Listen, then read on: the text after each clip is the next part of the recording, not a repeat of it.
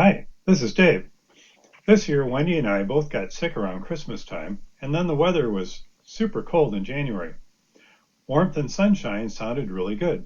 So I suggested to Wendy that we take a trip to Arizona, walk around in the desert, and soak up some sunshine. We decided to go to Yuma, Arizona. Yuma is as far south as you can get in Arizona, and it is at a low elevation. Both of these factors make it the warmest place to go in Arizona. It is also known to be the sunniest city in the nation. To get to Yuma, we flew into Las Vegas. We spent our first night in Boulder City, Nevada. Boulder City is right next to the Hoover Dam. When they were building the Hoover Dam, they housed the workers in Boulder City. But before we even got to Boulder City, we needed to make a stop. This is a travel hack that we always do. As soon as we get our rental car, we go to a grocery store and we buy a pack of water bottles. We bring them into the hotel room. We keep them with us as we're driving. You need a bottle of water, you got it. Anytime you're thirsty, you've got water in the car or in the hotel room. Cheap and easy. Another travel hack we do is how we handle meals. We found that going out for breakfast takes a lot of time and it's expensive. So I almost always book hotels with a free breakfast. I spend a lot of time locating hotels. I look for free breakfast, a hot tub because Wendy likes to sit in a hot tub in the evening, and also price. And I spend a lot of time reading reviews. If we do get a hotel that does not provide breakfast, we bring breakfast with us in our suitcases and eat it in our room before we start out for the day. We also found that if we stop for lunch, then our stomachs are still full of lunch when we stop for supper. So we bring snacks with us to get us past lunchtime, and we just stop for supper. We find we are much more comfortable this way, and eating just one meal per day in a restaurant makes our trips much more affordable. This was the view out of our hotel window when we got up on that first day. It's February 12th. We're here in Boulder City, Nevada. I'm wearing a t-shirt with a light jacket. It's perfect. It's February 12th. Plan to go to Yuma today, and by the time we get there, it should be shorts and t-shirt weather.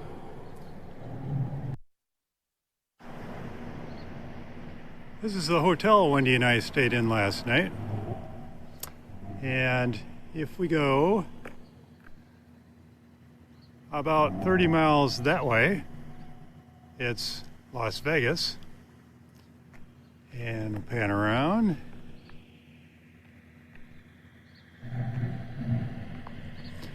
We go about 3 miles that way, it's the Hoover Dam.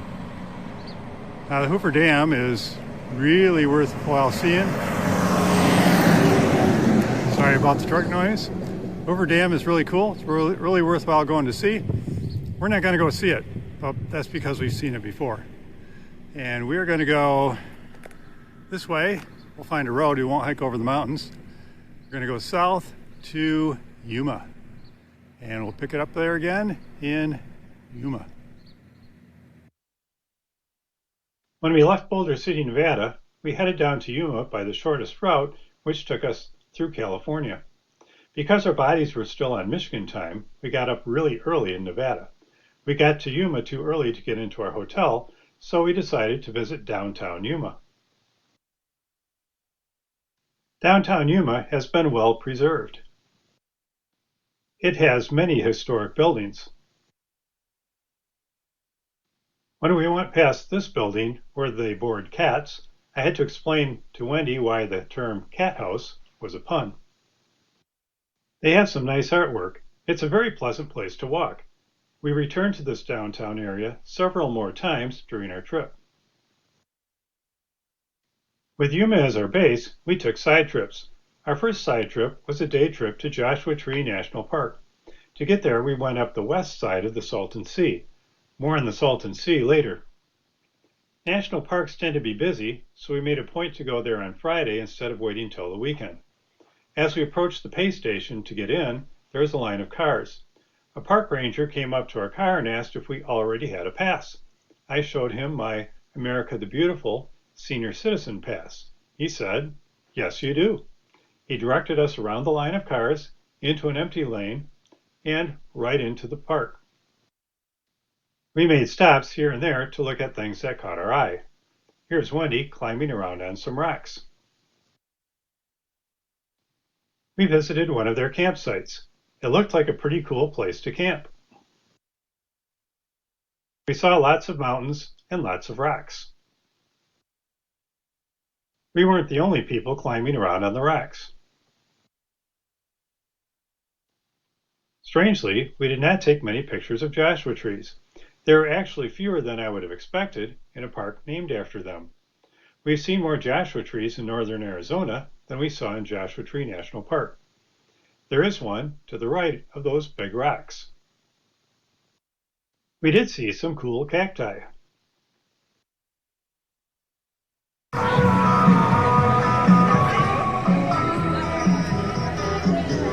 When we got back to Yuma, we decided to eat at a restaurant downtown. It was the last weekend of Mardi Gras, so downtown Yuma had its own Mardi Gras celebration. We ate at a restaurant on the sidewalk.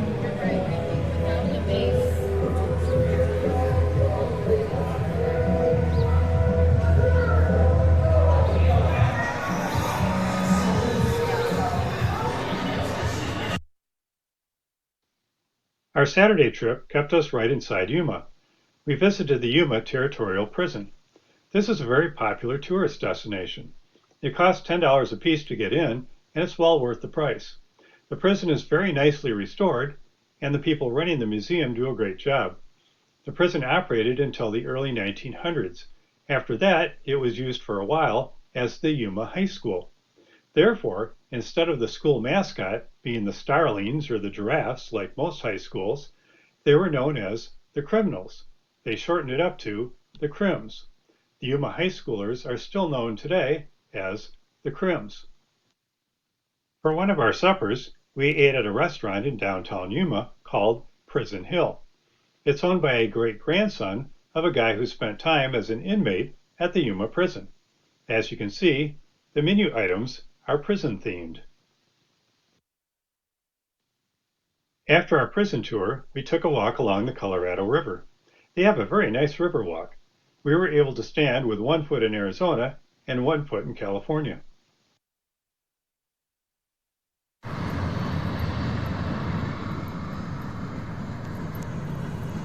There is also a train trestle that goes over the river walk.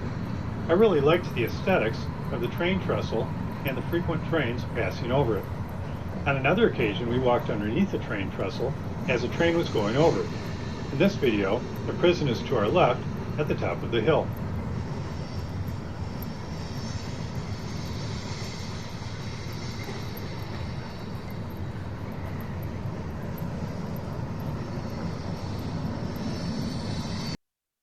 Speaking of trains, they have restored this locomotive that used to serve the Yuma area. This is also adjacent to the Riverwalk. This is a view of the controls inside the engine. I thought it was strange that it had this big tank where I expected the coal car to be. I did a little research and found that many of these ran on fuel oil instead of on coal. On Sunday, we did not go to church, but we did visit a place called Salvation Mountain in Slab City. What is Slab City? It was a Marine Corps base that was built in 1942 and abandoned in the 1950s. The military took the buildings but left the concrete slabs. Soon afterwards, people started building makeshift homes on the slabs. It continues today. There are no laws, and there is vigilante justice. In 1984, Leonard Knight had a vehicle breakdown there. He was a Christian, and he felt called to stay here and build a monument to the gospel. Leonard died in 2014, but there is an organization that maintains Salvation Mountain. And this is Salvation Mountain. Big history behind this. This area over here is pretty well done. There goes Wendy. And I don't know who's over there. The guy who made Salvation Mountain had all of this stuff. There's history behind all of this stuff.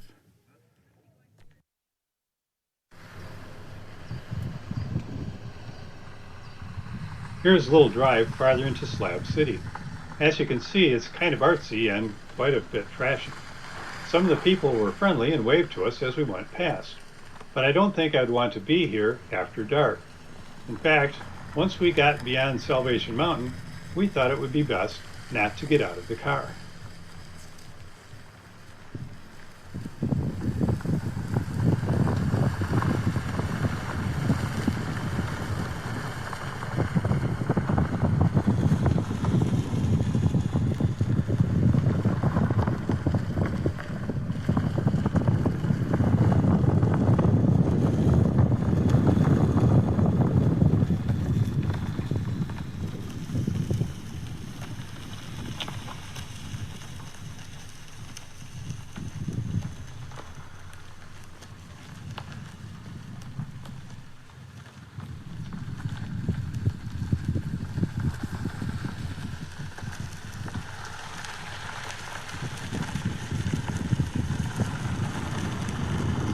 When we left Slab City, we headed up the eastern side of the Salton Sea.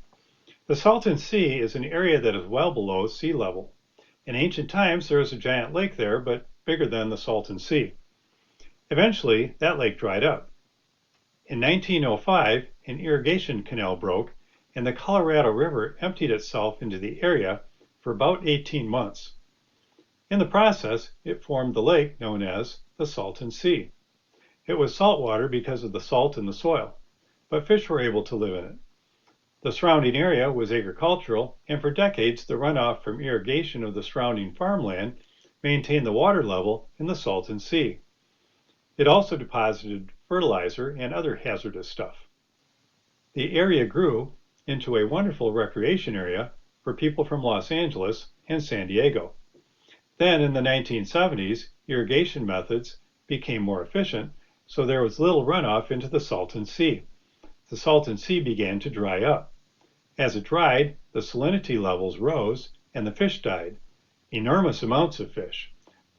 So many fish that some beaches now are made of fish bones instead of sand. The dried lake bottom also became toxic dust.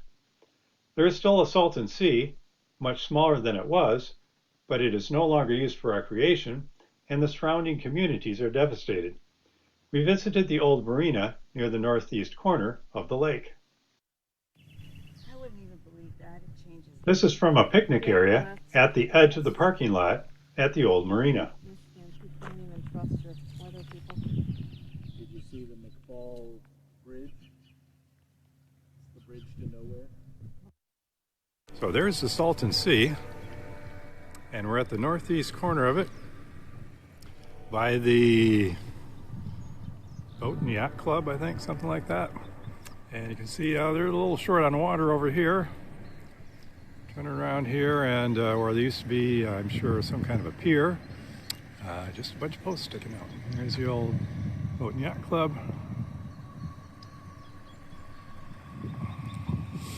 There's our car, our rental car. And so I'm sure at one time the Salton Sea was right up to here. But now it's out there. That was our last stop for that day. We went back to our hotel to spend the rest of the afternoon by the pool. This is the pool and hot tub at our hotel. February 15, outdoor pool, outdoor hot tub. Wendy and I visit this every day. I'm standing here with a t-shirt and bathing suit. Plan to sit by the pool. Maybe I'll go in a little while. We also took a morning to visit the border town of San Luis.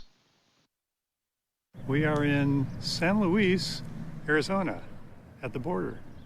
And this is the wall. The wall goes down that way. We're not sure if this is a Trump wall or a wall that was here before. And then off to our right is where you can actually cross the border. So you can see the main wall ends here. And if you go down there, there's all the customs stuff and a big backup of traffic for people to go across the border. But I wanted to come down here and see the wall. There is the wall. This is the border crossing at San Luis. You can see people coming in from Mexico there. And then if we pan around here, you can see a big backup of traffic waiting to go across the border into Mexico. It's a little out of the way border crossing place. The bus seems to be kind of typical. And so people come here, I believe migrants come here, and then they want to work in the fields. So this bus comes and picks them up, gets a bus load, has a trailer with porta potties behind it. They transport them out to the fields where they're going to pick vegetables or whatever. Got the porta potties right with them, and then at the end of the day they bring them back and then go back across the border.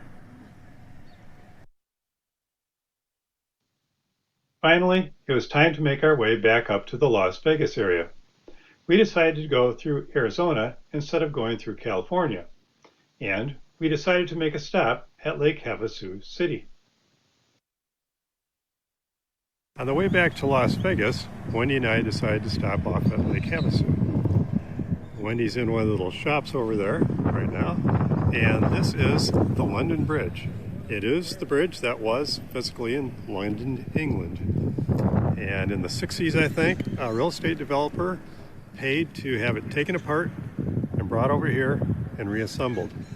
And this canal here was just a swamp, or it was just a peninsula. So they had to dig it out, had to make a canal so that there'd be something to put the bridge over.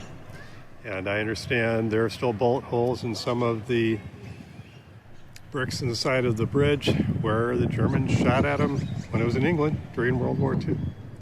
So that's kind of a cool thing. And then over here is where you can get on to a boat to go to the Havasu Landing Resort and Casino. Wendy and I stayed there a few years ago, and people can get on the boat over here and they can go across Lake Havasu, and on the other side of Lake Havasu is Resort and Casino. I think you can see the boat out in the distance there. It's making its way. So when we stayed at the Lake Havasu, at the Havasu Landing Resort and Casino, we took the boat across the lake and back just for fun. And it was something like $2 to get from here to there. But from the casino back here, it's free because they want everybody to go across to the casino, spend every last dollar they have, and then still be able to get home. It was just kind of a fun thing to do, kind of a fun trip across the lake.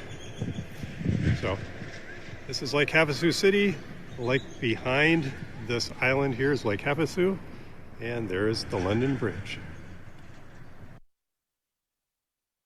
Wendy and I unexpectedly, or just because we decided to take a different way back, ended up stopping at the Hoover Dam. So we're going to go up to a bridge where we can see the dam from like the highway that goes past. And we have to go up this little hill here to get there. And so I'll see you at the top. We're on top of the bridge, and there's the Hoover Dam. So at one time, you used to just, everybody drove across the Hoover Dam. But then for security reasons, they thought we don't want everybody to have to drive across the Hoover Dam when they're going from Nevada to Arizona and Arizona to Nevada. So they built this bridge. Keeps everybody kind of a safe distance away from the dam. Now, you can still drive across the dam, and we've walked across it and we've driven across it. But there it is. It's really big. It's really cool. You can see the bathtub ring back there where the lake level is dropped. And so there is Hoover Dam. And finally, we say goodbye for now to the southwest as Wendy takes one final picture of the Hoover Dam from the window of the airplane. That's today's video. Please subscribe and check back for more.